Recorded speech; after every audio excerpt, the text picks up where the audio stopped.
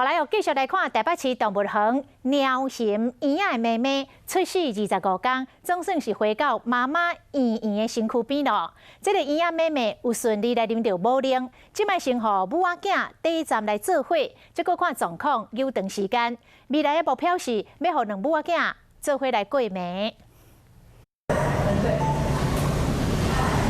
围早拍开。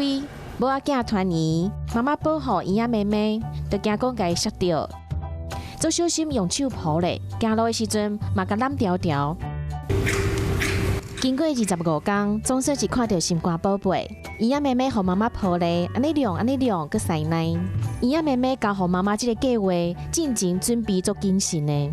7月20下晡，圆仔妹妹入去产房，保育员还搁甲母仔囝用过面巾交换，互因互相鼻味。7月21早起，圆圆伫栏杆这边看圆仔妹妹。